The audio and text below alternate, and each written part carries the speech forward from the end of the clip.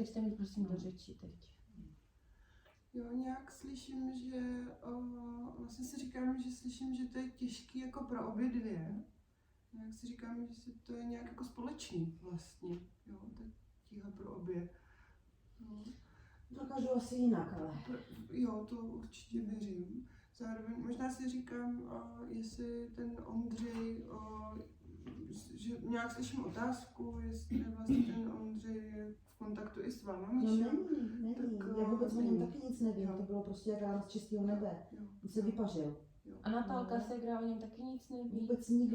Vůbec nikdo. Obvolávala jsem i jeho kamarády, co mám telefonní čísla, co s ním kamarádili, nebo takhle. Prostě nevím, co se stalo, vůbec netuším. Byla jsem i na policajtech, dala jsem ho do pátrání, jo. Vůbec. A že vy jste manžele, tak zase vám řeknou víc než mě. Taky a jenom občas se ozvou, že zatím nic nenašli, nikoho nevypátrali. Já se s ním nemůžu ani soudit, protože prostě nedostanu od něho ani korunu, když neví, kde ho najít, prostě o děcko se nestará, nemá zájem. Jo, my jsme manželé, žádný alimenty, jako já nevím, co mám dělat tady v tom momentě. Jo, jako, co když se schovává, aby prostě nemusel platit, nebo třeba o něm ví třeba, já nevím, babičky, když mají babičky, máme, pradědečka má, tak přece někdo něco vědět musí a nevím, jestli mi to spíš jenom třeba netají, jo, protože moje mamka teda se nechovala hezky, když se to dozvěděla. Vím, že tady po paní Michaeli jako se nehezky vyjádřila a myslím si, že i v tom kontaktu mezi sebou to asi nebylo příjemný, ale tak prostě ať se mi nedivijou. Jo, já jsem tady po císaři, mám tady díru, teď jim to děcko, furt prostě se něco děje a já nemám čas ještě tady zhánět tatínka a nedej bože tady lítat po soudech a řešit, jestli prostě babička nějaká, která tady se o nás jako nezajímala, až dokud se Ondra nestratil, tak teď by ho chtěli si půjčovat, tak jako to je... Já se jenom teď potřebuji asi ujistit, vy jste teď řekla, že babička se nezajímala do té doby, než se narodilo to dítě. No než zmizel ten Ondřej. Než zmizel Ondřej, ale vy jste tam byli... Protože my jsme byli v té Praze a vyjížděli jsme za něma prostě jednou za čas, takhle na ty svátky, na ty narozeniny. Jo. Takže nebyli jsme jako v denním styku potom už. Jo, my jsme tam bydleli vlastně, než jsme se přestěhovali do té Prahy tady u nich, protože měli velký dům, jo, postarali se o nás a pak prostě jsme si chtěli postavit jako na vlastní nohy, tak si Ondra našel tu práci v té Praze. Jo, a tam jste se ještě společně teda odstěhovali. Říkám si, Míšo, jestli vám teď běží hlavou něco, co teď slyšíte, jak Kapča vlastně říká. No ono je to úplně jinak, ale jako kvůli tomu jsem nepřišla. Já prostě chci vídat toho Kristiánka jako babička, chci mít s ním kontakt. Ne, že prostě dítě vyroste, aniž by vědělo, že nějakou babičku má. Jako ta situace, to, jak to vidí tady Gáběnka, tak to vidí ze svého úhlu pohledu. Já netuším, co se mezi nimi stalo, pokud se milovali takovou dobu, že jí najednou řekl, že ho nemiluje a utekl. Vůbec prostě ne, to mě nesoudí, jako nepřísluší soudit, ale ten Kristiánek má právo prostě na babičku. Jako říkám si, že fakt slyším, že obě dvě to máte vlastně jako těžký s Ondřejem, že obě dvě nějak slyším, že vlastně vy nevíte, co je se synem, vy nevíte, co je s manželem, na dítě jste nějak jako vlastně sama, ale říkám si, jestli to tady teďka vyřešíme, co se týká Ondřeje, jo? Že bych, že vlastně... že to vám prostě sebere tolik energie, protože to furt žijete, jestli se někomu neozval, furt někoho obepisujete, lítáte, jestli třeba nebyl tam, jestli se neozval tam. Jako já už toho mám fakt, a do toho prostě musím kojit, musím se o to děcko postarat, jo. Teď nemám tu práci, takže na té mateřské prachy prostě nejsou moc. Vidíte, a člověk chce jí nějak pomoct a prostě ne a hotovo. Já jsem na to teďka nějak myslím, že vlastně si říkám, co to taky znamená, že jste dneska tady. Jo? Že to, že jste dostali nějaký návrh od OSPODu, možná... Můžete mi prosím půjčit Určitě, ano. Děkuji, prosím. Já ho nechám tady, jako že si taky říkám, že co to znamená, že jste tady dneska spolu, že to je o nějakém vztahu vás dvou teďka a o tom, že si tak nějak jako myslím na to, že vám to možná není jedno ani jedné z vás, jo. Ale možná se mýlím, jo, jenom mě to No tak já jako... bych Gábince nabídla pomoc, kdyby byla trošku přístupnější a nebyla naštvaná na mě jako na mámu, když ji zradil manžel, můj syn teda, abyste se v tom vyznali. Jo, přece jenom trošku té odpovědnosti za toho dospělého syna mám taky. A není mě toho stejný, že se takhle zachoval. Není vám to vlastně... Jo. Manžela to do toho vůbec Gáby netahejte, protože to je prostě... A tím chcete docílit u toho soudu? Jakože kojený dítě půjde k babičce na víkend? Ale to ne, ježišmarja, Nebo taky jsem kojila, taky jsem měla děti babičky, malý, nebo... že jo, chápu, ale třeba, já nevím, domluvit se, že bych ti mohla, nebo vám bych mohla vzít Kristiánka na odpoledne ven do kočárku. Tak nám Jo. musela přijet. No dobře, tak si to zařídím, přijedu. Aha. Bo to není nic složitýho, zase nebydlíte na konci světa. Jo, ale jako trošku vstřícnosti, já tam nepojedu, abych tam stála někde u bránky a škemrala a abyste mě pustili, abyste mě Kristiánka ukázali. Takhle. Já vám to řeknu asi jinak, jestli můžu s dovolením z mého pohledu. Prostě máme kontroly na 6 nedělí, jo, teďka chodí všichni na návštěvy, nosí nám ty dárky, všichni chcou vidět toho malého.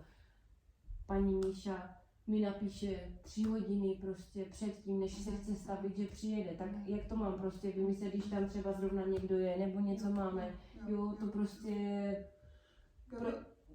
Pardon, že vám skáču do řeči, jenom si vlastně říkám, jestli vůbec by to pro vás bylo možné, kdyby to bylo ohraničené nějakýma domluvenýma pravidlama, kdy třeba Míša by mohla přijet, jak by to pro vás bylo v pohodě, jestli si to umíte představit za sebe vlastně. Já tak můžu napsat třeba týden dopředu, ale v sobotu prostě jo, ne tady 3 hodiny předem, že zavolá, přijedu, protože má zrovna volno.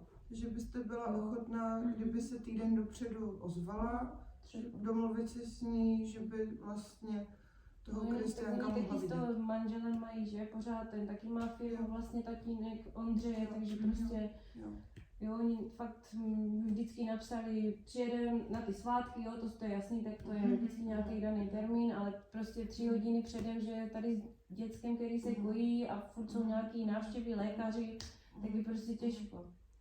Ale To snad musí vědět i Míša. No tak to chápu, to zase ten můj chlap, že jo, to je, záleželo na něm, kdy prostě se sedlo, jelo. Nebyl by asi problém ho z toho úplně, nechci říct, vyřadit. Jo, ale chlapi jsou chlapi a jako nechápu s miminkem, jaká je práce, jaký je režim a to. Jako mohla bych teoreticky prostě mu říct, já si beru auto, jsou domluvená, jedu. Jo? Takže to by zase nebyl až takový problém. S penězma, s výpomocí taky nemáme problém. Jo, takže to by... Budete za svého syna platit alimenty? Než se ukáže, nebo jestli se vůbec ještě ukáže? Jestli se vůbec ještě ukáže. Já nevím, Ale jestli toto zase není o synovi. I ten Kristiánek je tak trochu moje krev. A je to miminko, který za to nemůže, který prostě si nevybral, že jo, samodobrovolně. Jo, tak si myslím, že když ten otec teda, jako, je mě líto, že to musím říkat za svého syna, nebo jako takhle, jo, když jsem taky máma, ale prostě ten Kristiánek si zaslouží lásku od nejvíc lidí, no, když ten otec takhle selhal, nemůže to odnést von. No. A vy jste, Gábinko, máma teďka, tak ono to časem pochopíte, to není to jednoduchý. Ale nějak jako si říkám, že vlastně slyším nějakou ochotu vlastně z obou stran. Já se snažím od začátku. Že nějak slyším teďka ochotu Gabi i od jako jo, od vás. protože teď to konečně slyším taky trošku normálně, než tady po telefonu, v SMSce a... Já to říkám vždycky, že SMSky jsou na hovno. Že se mám mluvit mezi očima. Pak mě přijde tady z hospodu, že mám přijít na mediaci, tak já, že jako rozhodně radši jsem než k soudu prostě. Tady ten stres, už myslím si, že toho mám až tak dost. Takže... Ale rozumím tomu správně, že teďka nějak jsme se dostali k tomu, že vy byste byla ochotná, nebo si uměla nějak představit, že by Míša teda Kristiánka vydala po nějaké Pokud se domluvě. prostě ozve dřív než tady tu hodinu předem, tak jako jo. samozřejmě, ale... Zároveň, pardon, jsem od Míši slyšela teďka teda, že by to bylo nějak možné zařídit. Určitě. A taky ne každý týden, prostě Jo. jo, já si nemůžu představit, že furt se budu muset tady kvůli babičce jako nějak taky omezovat, jo. Prostě musíme jezdit do té Prahy, protože tam máme to bydlení, který nevím, jak mám zařídit, jo, takže prostě nevím, no. Taky možná mně přijde fajn pojmenovat, že jsem slyšela víc věcí, než jenom tu domluvu jako na to vídání se s Kristiánkem, že jsem taky zaslechla nějaké jako alimenty, něco takového. Říkám si, že možná tohle je taky něco, k čemu bychom i tento prostor, kdybyste chtěli do budoucna využít, mohli jako, zase řeknu slovo využít, ale že se o tom můžeme nějak bavit, ale dneska bych to asi nechala jenom u toho kontaktu, u toho domlouvání se vlastně. Rozhodně, protože mě hlavně pomáhají rodiče. Jo, že jenom to chci jako pojmenovat, že je to možné nějak jako pořešit do budoucna, jenom prostě dneska bych to nechala u tohohle. Zároveň si teďka říkám, že slyším nějaký návrhy vlastně, jak to teda udělat. Že mě běží trochu hlavou, že by mě zajímalo vlastně možná jako jednak ty pravidla, to jako týden dopředu se ozvat, jak je to vůbec za vás možný.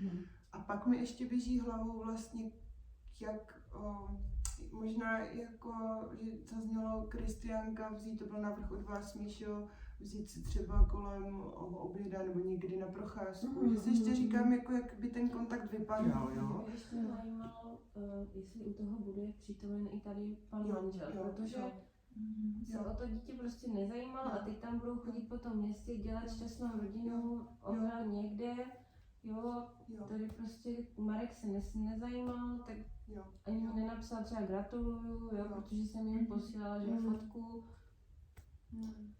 Pak si vezme děcko a takhle si tam bude po tom městě jezdit, aby vypadali dobře, nebo jako...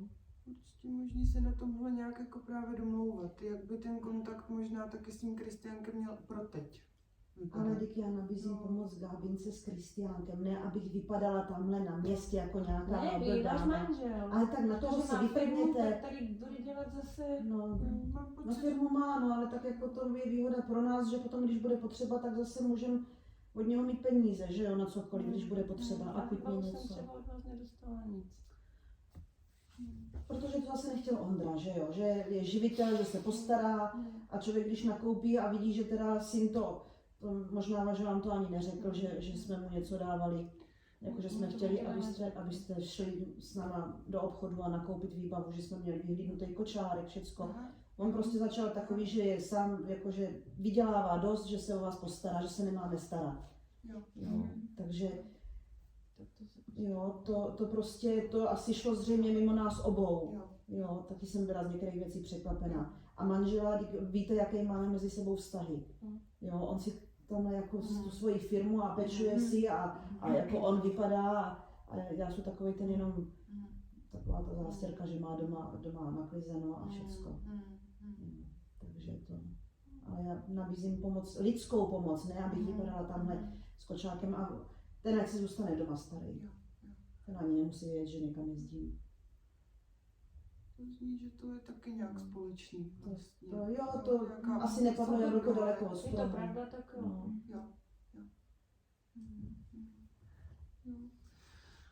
Možná to vrátím teda zpátky. Že já ještě, že vás přeskočím, já vůbec s Kristiánkem nemusím výjíždět někam jinam, když já můžu jenom si ho vzít, já nevím, kolem ve vaší ulici s ním jít na procházku, nebo na hřiště, když tam máte takový krásný hřiště, jít s ním na hřiště, já nemusím, když budete svolná, budete mít čas, tak můžeme jít spolu.